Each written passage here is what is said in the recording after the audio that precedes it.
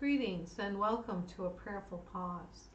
I am Nancy Woodworth-Hill, and amongst other things, the Spiritual Director. Today we will be looking at a simple way of encountering God through the reading of scripture, art, nature, music, dreams, or life experience. Lexio Divina, which is Latin for holy reading or divine reading, is a form of contemplative prayer that invites us into an encounter with the divine presence through reading a sacred text. In it, we hold a conversation with God, and we use our thoughts and images and insights to find a word of life. This is an ancient practice. It was in use in the 6th century by monastics, so it could predate that. I don't know by how much. So after introducing the steps, I'll talk a bit about the different ways to engage this practice. Like always, we need to prepare. So prepare a space for this and prepare your materials and yourself. So sitting quietly, still your mind, attend to your breath if that helps, whatever works for you, and open yourself to enter a conversation with the divine. Once you've been prepared, there are 4 steps.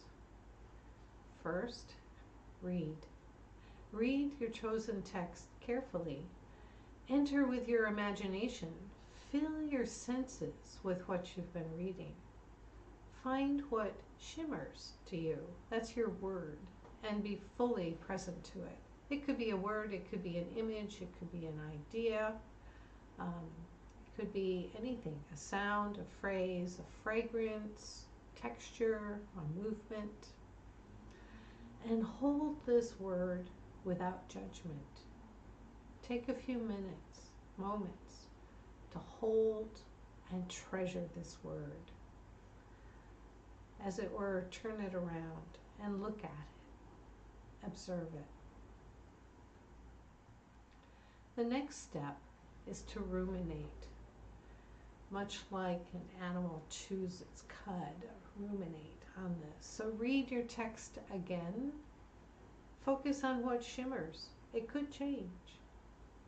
Allow memories, images, and feelings to stir. If you're distracted, gently return to your reading and let your word reach your heart. The next step is to pray.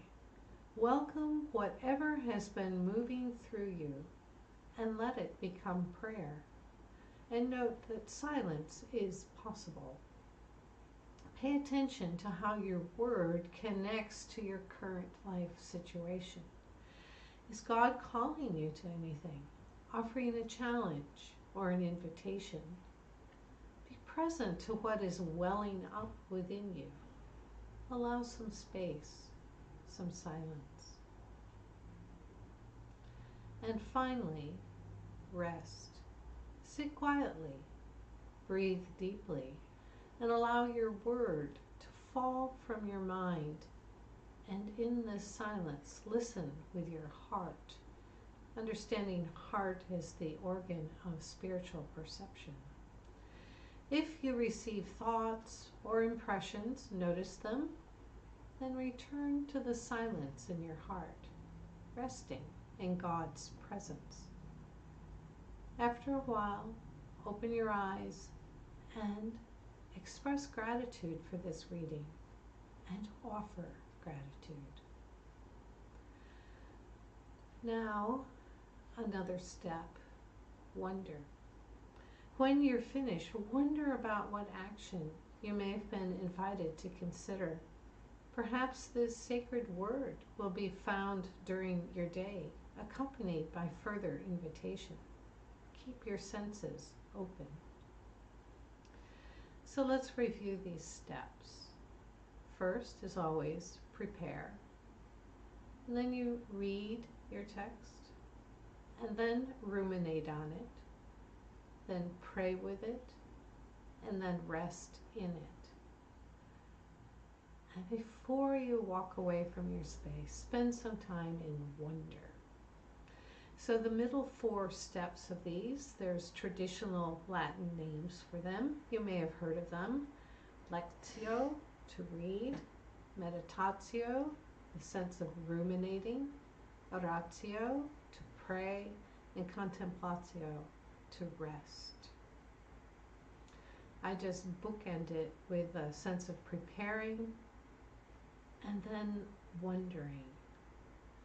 So you can take this word into your life. That's what you'll wonder about. What texts may be engaged in such divine reading? The traditional text is sacred scripture. Entire books of the Bible can be read in this way, a section at a time.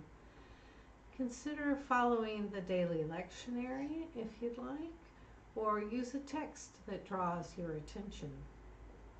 You could also consider other texts such as poetry, song lyrics, hymn lyrics, or other appropriate texts. Visio Divina, or divine seeing, is the name given to the use of a painting or other piece of art. You can think of photographs or sculptures using this same pattern, Lexio Divina pattern. Eco Divina is about reading nature. So nature is considered God's first revelation because scripture came later. That's the second revelation. And nature is a good source for divine reading. When we are in creation, we can come to know God as creator more intimately. This can be from memory, with a photograph or painting, or you could actually be at a site. Music. You can read music too.